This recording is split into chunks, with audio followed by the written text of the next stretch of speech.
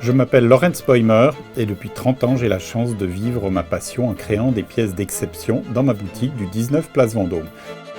J'aime le beau, mais surtout tisser des liens avec tous ceux qui le créent.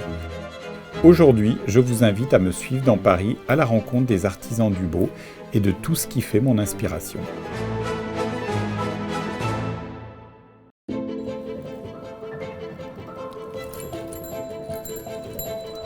Nous voici au cœur du 17e arrondissement, chez mon ami Guillaume Féot qui fait des boiseries magnifiques. Venez, suivez-moi.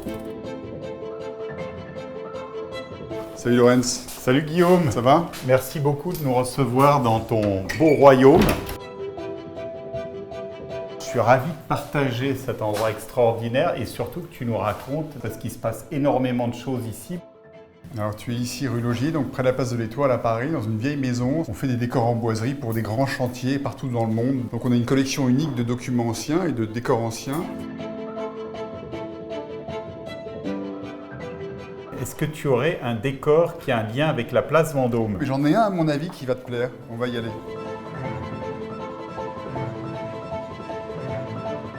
Waouh! Tu vois, c'est extraordinaire. C'est fabuleux, c'est une pièce de petit appartement. Donc c'est probablement l'entresol de la place Vendôme. Et c'était un petit salon de musique, alors tu retrouves la comédie, j'adore ces masques avec ces rubans dans les yeux, c'est un côté un peu fascinant, un peu presque exotique, même mystique. C'était fait pour qui ce décor? On pense que c'était fait pour la Pompadour. Oh. J'ai eu 2 pièces de ce même appartement et j'ai retrouvé sous les couches de peinture vert foncé ce jaune qui à mon avis est le ton d'origine.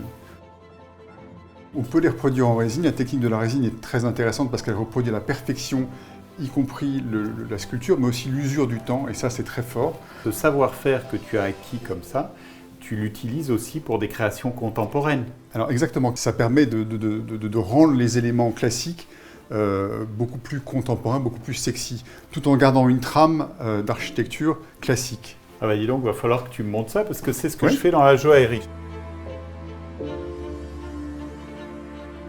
La qualité du détail, la finesse de la ciselure, c'est quasiment la joaillerie. Alors ça, c'est des matières qu'on a recréées à partir de ces bas-reliefs de Ruhlmann. Donc ça, c'est la moulure de Ruhlmann. Ça, c'est les écailles que Ruhlmann avait mis dans un de ses bas-reliefs. Alors ça, c'est la marqueterie de paille. Donc on s'est toujours inspiré de ce décor de Ruhlmann, qui avait cette espèce de moulure avec ces denticules. Jean-Michel Franck a eu l'intelligence de la développer, de la moderniser, de l'augmenter sur des grandes surfaces. Et ça fait quelque chose de vraiment fabuleux. Je retrouve un petit peu de mon univers dans la façon dont tu décris la cohabitation des siècles, des savoir-faire et de l'excellence.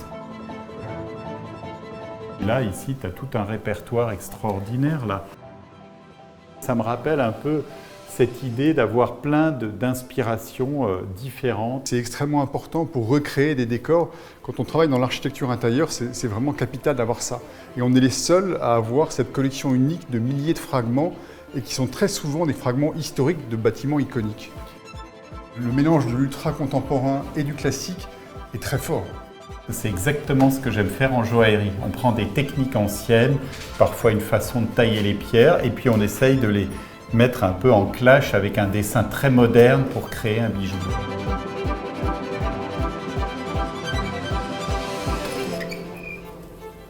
Et voilà pour cette belle visite chez Guillaume Féot. Vous avez vu, c'est extraordinaire, j'ai plein d'idées. Maintenant, malheureusement, il va falloir y aller. Et je me réjouis de vous retrouver très très vite pour un prochain épisode des Artisans du Beau.